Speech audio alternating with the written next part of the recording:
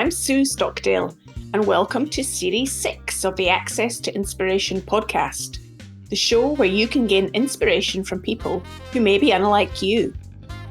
As always, we hope their stories and insights enable you to transcend your day-to-day challenges and reflect on what you are capable of achieving. Our first guest to kick off this new series is Amy Henderson. She is the founding CEO of TendLab and one of the leading voices in the US on the critical role that parenting and caregiving has on developing the future of work. I really enjoyed speaking to Amy, and one of the points that resonated with me in the conversation is that influencing change can be more impactful when you bring together people from diverse backgrounds to collaborate together and learn from one another. And that's part of the ethos of this podcast, that even when you hear from somebody who has a different background or lives in a different country to you, something in what they say resonates with all of us at a human being level, and that we realize perhaps we are more similar than we are different. Well, I'm delighted that so many of our listeners have told us how they're loving the podcasts and find them enjoyable and thought-provoking. Please keep spreading the word. According to the website Listen Notes, Access to Inspiration podcast is now ranked in the top 10% globally of the most popular shows, according to their listen score.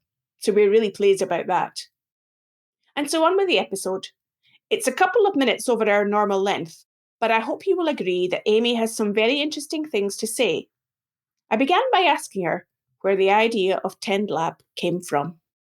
So I was running an organization I co-founded with Van Jones and the rock star Prince called Yes We Code, which was around increasing racial diversity in the tech sector, when I accidentally got pregnant with my third child. And when she was born, I had 3 under the age of 4, and I just felt like the wheels fell off the bus. I could no longer continue to function with any real competence, is what it felt like. And so while I was out on parental leave, because I'm in America and I was very fortunate to be in the 14% of Americans who had access to paid family leave. We are the only economic counterpart to the UK in the world that does not have paid parental leave. So while I was fortunate enough to be out on leave, I started calling up first the working moms and then eventually also the working dads that I most admired to say, look, is it this hard for me to be a working parent because of me and my unique shortcomings and the bad decisions I've made? Or is it just this hard to be a working parent, particularly in the US?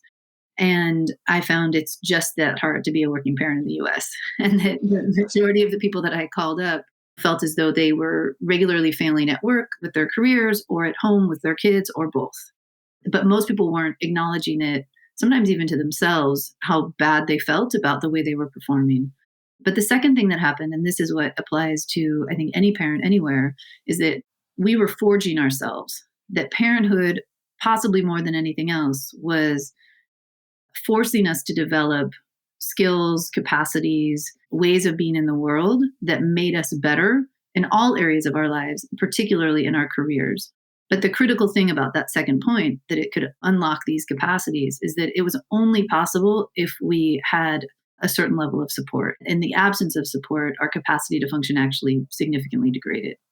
And then I have a little bit of a background in neuroscience. So I took these hundreds of interviews I did and I coded them with the data scientist. And then I looked into research from other disciplines, particularly neuroscience, but also evolutionary biology, evolutionary anthropology, the future of work, game studies, management studies, a lot of different research. And I found a couple things. According to one of the main neuroscientists I interviewed, Dr. Ruth Feldman, who teaches at the Yale School of Medicine, that the greatest potential for plasticity is in the year surrounding the birth of one's child. And that's true for both moms and engaged dads and non-birth parents of all genders if they show up for the job. And that if there is this critical window of neurological development and we aren't meaningfully supporting it, resourcing it, or even acknowledging that it's happening, that's a real problem. And so I built my business TendLab to address that. But to get back to our original point about the building out of the social media and all the things, having been a movement builder from Yes We Code and other previous work that I'd done, I knew how to build out the external brand. So the Yes We Code brand, or from the previous work, the sort of the brand of the venture itself. But I didn't know how to build my own personal brand. What I've learned from my work is that, and motherhood taught me this actually, I would say, that if I don't let myself be central to the story, then I'm not valuing myself enough to tell the story. That's an important distinction in terms of the motivation to put yourself in the front. I'm not hearing it's ego-led, but more like mission-led. Right. And for me, it was a big courageous leap because I grew up in the school of thought, which is that you care about the movement and you have to get yourself out of the way and your ego is a detriment to success. And what I have learned through motherhood is that if I don't take care of myself and if I don't acknowledge and value what I need and my own presence, then I can't actually show up as a mom in any real meaningful, helpful way. And I can't actually show up in my career or in any relationship if I don't allow myself to exist and honor what I need. What makes this situation distinctive in the US compared to other countries in the world, Amy? Is it that people have higher expectations of what success looks like? What makes it unique and different? I'll tell you what I found in the research, but I'd also love your thoughts. What I found around why it's so hard to be a working parent in the US is that first, we don't have any paid family leave. We're the only nation in the world that doesn't have that besides Papua New Guinea. But all the other critical levels of infrastructure that most other governments in our economic counterparts provide, like some form of subsidized early childhood education, regardless of income level, we don't have that here in the US. I would honestly say that one of the biggest things is sort of our American ethos. We are about individualism, that we pull ourselves up individually by our bootstraps and make ourselves successful by our own free will. And what we know from research is that that's not actually how humans have evolved, how we succeed, or how we thrive. We are not individualistic creatures, that we are by nature social creatures. I had the great fortune of meeting with a bunch of different scientists to help me understand this. One of them was Sarah Blafer-Hrdy, who is an evolutionary anthropologist who'd studied motherhood. And what I've learned from her is that our brains are social brains, that we are wired for conformity. Neurologically, our brains will lead us to agree with others around us more than they will allow us to see, acknowledge, or live into the truth. I guess we want to feel included and we want to feel safe. So we want to be having a community around us to have that sense. Is that what you mean? Yeah, I think that's a good way to put it. When I was in high school, I was a freshman and I was invited into a senior class psychology experiment to be a subject in this study that the senior class was running. So I was lined up next to three other people who were, I didn't know this at the time, they weren't actually subjects, but they were planted subjects. And there was a group, and we were each shown a piece of paper that had 4 lines on it. And I was told, in a minute, you're going to be asked which of these lines is the longest line. But I was shown the piece of paper first. And then they went back down the line and they asked subject number 1, fake subject number 1, which the longest line on the paper? And subject number 1 said B.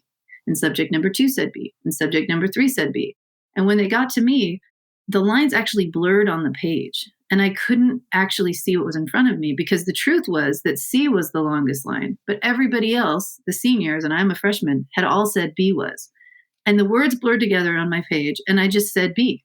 And the whole class erupted in laughter, and they were like, oh, the stupid freshman.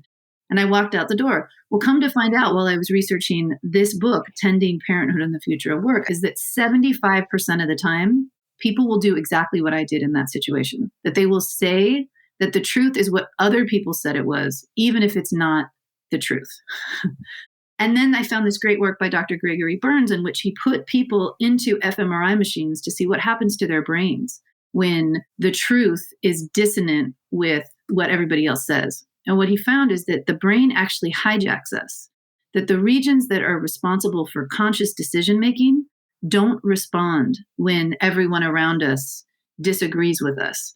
The regions of the brain that light up are the regions that are associated with actually perceiving that information. So in the case of visual stimulus, if everybody around us says that B is the longest line, the region of our brain that lights up is the region of the brain responsible for processing visual information. And that region short circuits, hijacks us, and tells us that you should agree with what everybody else agrees with. And I'm going to alter what you actually see or make it difficult for you to actually see the truth so that you will conform.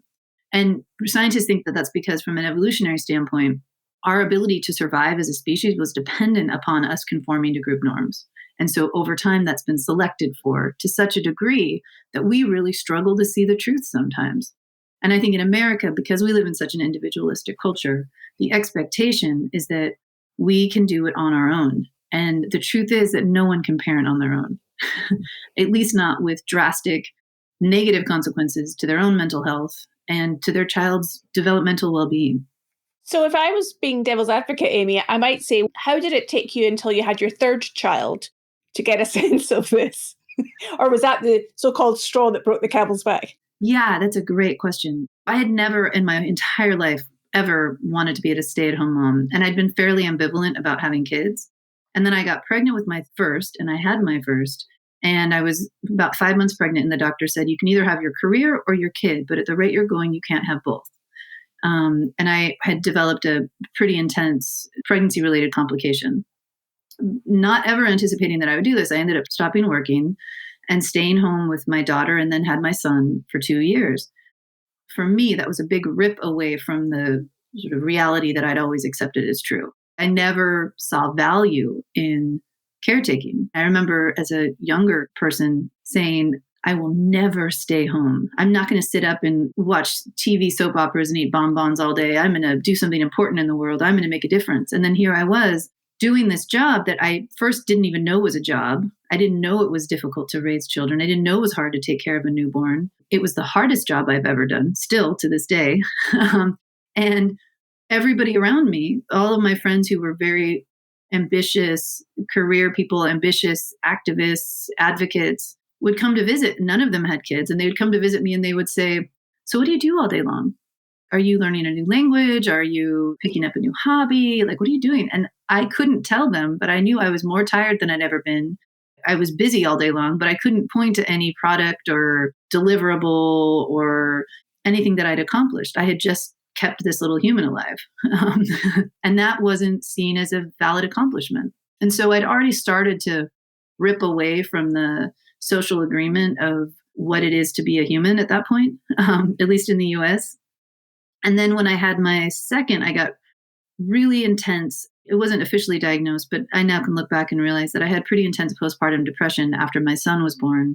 And we couldn't afford for me to stay home any longer. So I went back to work when he was 3 months old and co-founded this large organization and this national organization. And I threw myself into the work and felt as though I became visible and valid again. You know, I was a human again in the way that I hadn't been while I was a stay-at-home mom. And that was true, not just externally, but also internally. I started to feel like, oh, I have value and merit. And I loved the time that I was home with my kids. But I also started to feel as though I was wispy and transparent, as if I was sort of this ghost of a self. And when I threw myself back into work, it was amazing. It all came back. And what my research has since brought into clearer focus for me, that when I went back after being home for those 2 years, that I was much more potent than I had been before, that my capacity to show up in my work was much greater. And that was something that certainly in the US, that is not anything I had ever thought was possible. I'd never heard that, you know, showing up to invest in caretaking for your children will enhance your ability to perform in your career. I'd only ever heard the opposite. It's really making me think, Amy, the way you're describing your situation and your experience that you were bringing to bear, is that you're bringing what I would call hard science to address an issue that some people might call a soft issue, where it's a people-related issue. And I'm wondering if you think that that's what's having an impact these days because of the facts and data that you're providing to give some evidence to what you're talking about and trying to create this movement. Yeah, I think that's a really great question. I think there's a couple different ways to look at it. So what I ended up doing after doing all that research is I started a company called TendLab. And my original co-founder had been the first VP of HR and diversity and inclusion at Twitter. And she'd started a whole bunch of programs to support parents in the workplace at Twitter, earned a great reputation for herself and for Twitter. And we joined forces and launched a business called TendLab, which was originally a consulting company designed to optimize the workplace for parents. And we thought, given her experience and background in relationships, and even my experience and background in relationships, that people would be banging down our doors to hire us. And we had a few really good clients where we could learn a lot and get deep inside. But for the most part, nobody cared about parents in the workplace. It just wasn't a thing. She and I both knew from having worked in diversity, equity, and inclusion that certainly addressing the need to diversify the workplace from a racial equity standpoint was needed. and addressing it from a gender standpoint was needed. But the idea that we were talking about parents more broadly, and specifically that we were saying that the most important group that should be resourced and supported in showing up for parenthood are men, that if we allow dads to show up for parenthood, it actually creates better outcomes for everyone, especially women and especially women of color. When we were saying that, nobody could hear us. And we were saying something that nobody would listen to. And so I doubled down on the research, trying to say, okay, how can I articulate this in a way that people will hear it? And that's where I got deep into the science of what happens to our brains and how have we evolved as a species and what do we know about the future of work and the skills that are needed in the future of work. I just nerded out on all the research. But then also I tested it out in a bunch of different audiences. And I'm happy to say that in one presentation that I gave after I'd had a few flops, I gave a presentation to a room of folks at Yelp. And afterwards, I had a young male manager who didn't yet have kids come up to me and say, "Oh my God, Amy, I feel like I should go out and have kids immediately so I can be better at my job." And then I thought, okay, I have nailed this. I have communicated effectively what I am trying to say. And so I do think it really is for that initial phase for me. And I'm going to quote my friend Janessa Greening, who runs the largest nonprofit in Canada called the BC Women's Health Foundation. She says that she's found what's most effective at influencing people is when you marry story with science and when you marry morality with economics. And so I think what we've been doing at TendLab is some version of both. The very personal stories that speak to parenthood and how hard it is and the skills it can unlock, and then the very rigorous science behind what validates that. And then I think right now, because of COVID, we're in a moment where the morality of it, we must support working parents. Here in the US, 2.4 million women have left the workforce, most of whom are lower income women of color during COVID, in large part because of their caregiving responsibilities. That is, in many cases, immoral. The fact that we don't have the infrastructure to support these women, but also it doesn't make sense from an economic standpoint. If we can't maintain the economic engine of our nation, there's drastic consequences to that. I love the way you describe these different factors that you're bringing together. And as you are listening to this episode, you might be curious to know what other similar episodes we have in our back catalogue. And that's where our playlists might help you. Just go on over to our website, accesstoinspiration.org, and click on the link where you will find a number of curated playlists around particular themes. Remember, you can also find us on LinkedIn, Facebook, Instagram, and Twitter. Just type in Access to Inspiration and you'll find us there. Now back to Amy. One of the things that I've certainly seen in the UK with COVID, Amy, is because many people are working from home in a virtual context, the lines between work and home and family, let's call it, have become much more blurred. So people are sitting doing a Zoom conference call or a Microsoft Teams call with their child on their knee, or their dog comes into the background, or their partner shows up. And we see them in casual clothes and we see a bit of their houses. They become real people and not just the masks they may wear at work. I'm wondering if that's something that you've observed and experienced, and whether that's actually helping with this integration between us as human beings outside of work and inside of work. Wow, I love that question. And I'm hopeful. We've been in conversation with and working with a lot of different companies, from small mom and pop shops to large multinational corporations. And I do feel as though we're at a tipping point. And I don't know which way we're going to go, which is why I'm so committed to doing the work I do. And the tipping point is this. There's this belief that as soon as the vaccine is rolled out en masse, we can just go back to the way it was. Phew, so glad we can just go back to the way it was. Or, and this is the direction that I'm pushing us towards, or we can admit that it wasn't working before, that the way we operated, regardless of where we lived, with this segmenting of home life and career life, home self, career self, that it actually wasn't sustainable or healthy or good. And that we can use this moment to create a better future, one that allows us to be more whole, more engaged, more integrated, and one that allows us to value the power of care and to resource ourselves as individuals, as communities, as companies, as a global society, to value caretaking and the way it impacts our own development, not just the people we're caring for, but who we become in the process. So in terms of you taking your skills that you've learned from being a parent, what are they that now enhance your work? I can say what we learned in coding all the interviews, and then I'll tell you personally for me. What we know from the research is that showing up for parenthood, especially in that first year of your child's life, significantly enhances your capacity for emotional intelligence, courage, efficiency and productivity, purpose, and this is the big one in today's modern workplace, the capacity to collaborate. And what we know about the workplace of the modern era, the one that we have today and the one we're moving towards, is that the capacity to collaborate, possibly more than anything else, is the critical skill for thriving. And that's true for us as smaller organisms of families, and that's true for us as a global community that has to work together to solve for the challenges that we are facing at this moment in history. I mean, never before have we faced the rapid changes to our environment that we're facing right now. Never before have we faced the rapid pace at which technology is developing or the exponential rate at which we're becoming a globalized society. We've never faced these acceleration of challenges that we have right now. And if we're going to make it past this gauntlet of time, we're going to have to learn how to work together. So, in terms of those collaboration skills, are those critical in your role as a movement builder? Oh, I love that question, Sue. You're good. I love that so much. Yes, I think so. I think so. I never, nobody's ever asked me that. I have a girlfriend named Laura Jackal Dickinson, who's someone that I hold in very high professional regard. She is a movement builder also, and she founded this really powerful movement that has basically been galvanizing the CEOs of companies in the sustainable industry space. So think sustainable foods and products.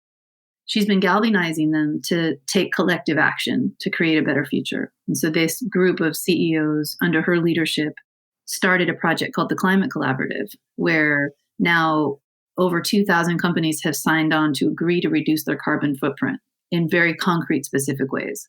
And she's now launched another initiative called the Jedi Collaborative, which is around increasing diversity and the leadership positions within organizations around the world. And it's really powerful to watch her deploy these skills. And so we were away last weekend and we were talking about it, how having children, she said it was almost like the matrix became available to her in a way that it hadn't before. And she could see the ways in which things could come together. It was visible to her. She could see the outline of the actions that needed to be taken and the groups that needed to be mobilized and the things that needed to be said, the conversations that needed to be fostered to enable this work to succeed. And she could take the actions necessary to mobilize others to move it forward. What I would take away from this weekend that we spent together was the understanding that our own individual action wasn't enough, that it had to be part of a bigger core set of actions that needed to be organized, and that we, particularly as mothers, were capable, had the capacity to sit in that position of mobilizing others to action and holding the space for that to happen, empowering others to step up and identify their role in a larger movement that was about all of us, that we could move forward together. That's a really powerful visual idea that you've given us, Amy. I can kind of picture that in my head, and I'm seeing it as a bigger system. And then I'm also thinking about the system that is an organization and how the activism mobilizes the system within an organization. If you want workplaces in America to be valuing the skills that parents bring, how does that happen within organizations? Is it covert or overt change within organizations themselves? That's such a great question. And I could say that we're living the experiment right now of trying to figure that out. But one of the things that I write about in my book, we started TendLab because we identified the tech founders and leaders who are really developing the future as the leaders that we wanted to influence the most. And I had this opportunity to discover how hard it was even for them to value care. And I'll share with you what happened. I was asked by the wives of tech founders, and some of them were quite sizable companies. I was asked by the wives of tech founders to help them convince their husbands to take parental leave when they had their babies. And so none of these husbands, by the way, even today know that I worked with their wives. So I worked exclusively for the wives. And so we would start out and I would work with her to build her argument. And we would share all the science, all the data, We would start with, it's better for your child and their development. And there's really significant research around if a dad takes parental leave, it increases their emotional and intellectual well-being for the long run. That didn't impact any dad, not one.